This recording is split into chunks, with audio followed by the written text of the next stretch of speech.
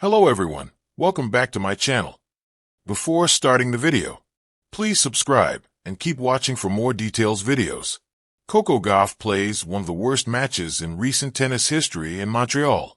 The Montreal tournament witnessed its first major clash on Tuesday as American stars Coco Gauff, the world number 2, and former world number 7 Danielle Collins, 2022 Australian Open finalist, faced off in a highly anticipated second-round matchup during the night session on center court. There was significant buzz surrounding the showdown between two top-tier players, both known for their prowess on hard courts. However, the match turned out to be a disappointment. It was a chaotic affair, riddled with unforced errors from both sides and statistics best left forgotten.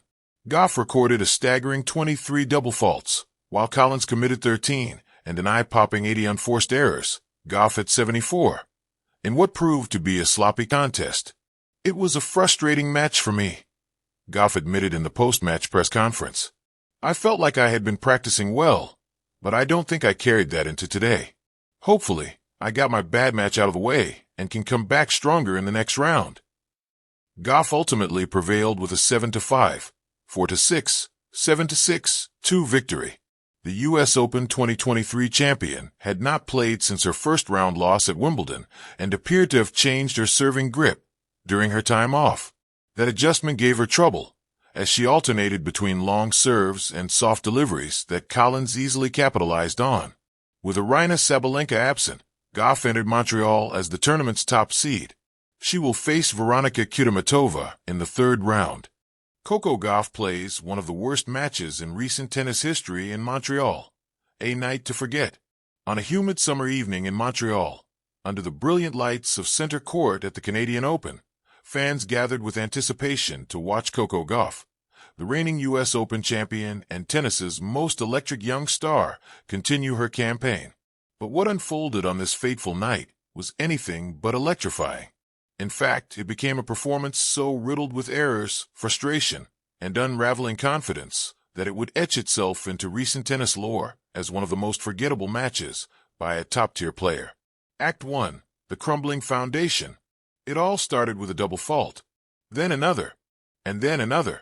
By the end of just the first 2 games, Gauff had already served 4 double faults, and the scoreboard showed a shocking 0-2.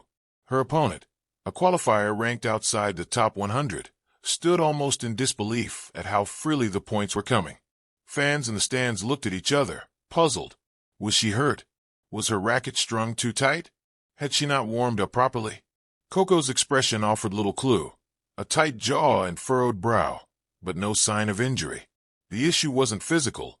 It was something deeper, something intangible. A disconnect between mind and muscle. She tried to rally, literally and figuratively, stepping into her ground strokes with a vengeance. But even those betrayed her. Shots sailed long, drop shots dropped into the net, and volleys sprayed wide. By the end of the first set, which she lost 6-1 in just 23 minutes, Gauff had hit 17 unforced errors and managed only 3 winners. The crowd sat stunned. This wasn't just an offset. This was chaos disguised as tennis. Act 2, the spiral downward. If the first set was a warning bell, the second set was the house on fire. Gauff's body language had completely shifted. Shoulders slumped, eyes cast downward, racket tossed onto the court after yet another missed return. At 0-3, she looked at her box, muttered something, and shook her head. Her coach, watching helplessly, did not rise or gesture. What could he say? Gauff had completely unraveled, and everyone knew it. Even the Canadian crowd, known for their love of tennis and underdogs, began to grow uncomfortable. The stadium was unusually quiet, with occasional sympathetic applause whenever Coco finally won a point. Commentators in the booth tried to maintain professionalism, but their words betrayed their disbelief. "This is not the Coco Gauff we know," one remarked. "She seems lost." At 0-5, fans began to walk out. Not in anger, not even in disappointment, but in unease. There was something painfully raw about watching a top athlete mentally self-destruct in real time. In a cruel twist of fate, the match ended on Coco's 23rd double fault, a serve that didn't even clear the net. The final score, 6-1, 6-0. It lasted just 51 minutes. Act 3, the aftermath. The post-match press conference was no easier to watch. Coco walked in slowly, wearing a hoodie pulled tight over her head, a stark contrast to her usual confident, smiling demeanor. The moderator asked if she wanted to skip the press conference, but she declined. Her voice was soft, measured. "I'm not going to sugarcoat it," she said. "That was probably the worst match I've ever played in my life." A reporter asked what went wrong. "I wish I knew. I don't think it was one thing. It was everything. I felt disconnected from my serve, my timing, my focus. I think sometimes the brain just doesn't show up, and when you're on this stage, you can't afford that." When asked if there were external pressures weighing on her, she was candid. "Maybe. I've been traveling nonstop. My sleep's been bad. There's a lot going on behind the scenes that people don't see. But at the end of the day, I stepped on court. I didn't deliver. No excuses." Act 4, the tennis world reacts. The match instantly made headlines around the world. But rather than mockery, what followed was a wave of empathy and support. Serena Williams tweeted, "Even the best have those days. Keep your head up at Coco Gauff. We've all been there." Martina Navratilova commented on air, "She's 21, still learning, still growing. Sometimes your brain short-circuits on court. What matters is what she learns from this." Billie Jean King wrote, "Mental strength isn't about never breaking. It's about rebuilding." Fans posted messages of encouragement across social media, reminding her of her resilience, her past triumphs, and the grace she showed even in defeat. Despite the performance, Gauff's maturity shone through in how she owned the moment. Act V, redemption in the shadows. The next day, Coco Gauff showed up on the practice courts at 7 a.m.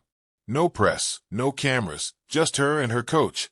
For nearly 4 hours, she worked on her serve.